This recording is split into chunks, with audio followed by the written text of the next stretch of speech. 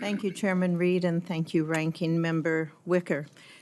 Nuclear deterrence is the backbone of our national security.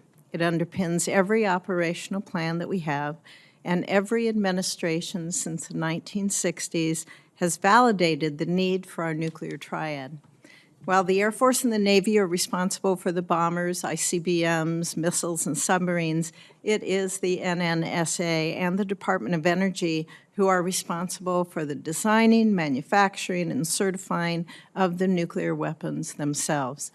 Transitioning back towards a production mindset has its challenges, but I understand NNSA delivered over 200 modernized nuclear weapons last year.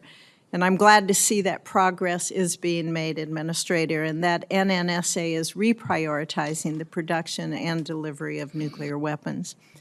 Administrator, how would this budget request help NNSA to meet their requirement to increase the number of modernized nuclear weapons produced and delivered in FY25 and beyond?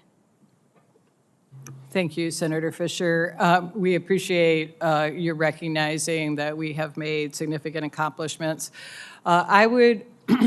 This budget request for FY25 has actually more money for production modernization than it has for stockpile modernization in it. That's not because we're not doing stockpile modernization. We're very focused on that. But we recognize to meet the demands over the next decade and beyond, we really have to get after our production enterprise. And in particular, a lot of the emphasis is on making sure we can bring up pit production at both Los Alamos and Savannah River, complete the uranium processing facility, and other high priorities in the system. So I think that the most important thing that NNSA can do to secure the future for, for the nuclear enterprise is to develop success like we are in modernizing weapons, and then modernize our infrastructure. When we visited before this hearing, we talked about balancing those 7 modernization programs and how we really can't afford any further delays on any of those. To avoid similar boom and bust cycles in the future, we have to have that groundwork laid now, the foundation laid now.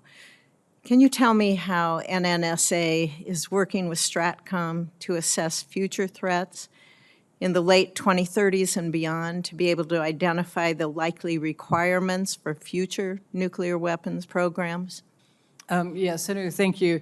This is one of the things I'm very proud to say that we've made a significant, working with General Cotton, we have agreed that we really need to define those needs beyond the mid-2030s, which is where the program of record today, we've got 7 things going on between now and the mid-2030s, but we know we have needs beyond that. And we've reestablished a process that used to exist, it had gone quiet, to have STRATCOM staff who understand and think about deterrence needs on a daily basis, to work with our staff who think about and understand capabilities on a daily basis, to work together more closely on, to meet regularly, to define, hey, what is the gap and what's the best way to fill it that will exist in the late 2030s and 2040s. You know, I've really appreciated our discussions on how we can accelerate the delivery of SLCM.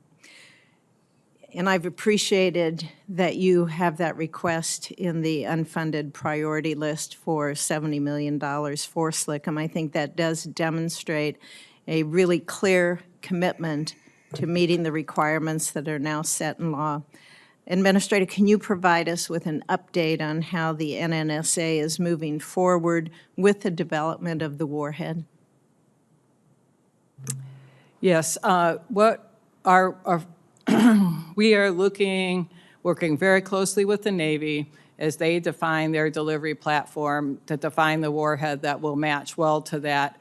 Our objective, because we're trying to do this in the program of record, we're trying to squeeze it between some programs that we are already working on, is to find the most effective and simplest way that won't disrupt the rest of the program of record to meet the requirements for SLCM. So we're looking at the W80-4, as was in the authorizing language. We're also looking at other options that might, we don't know yet, be simpler to do in terms of disrupting our current production flow. Thank you. Thank you, Mr. Chairman.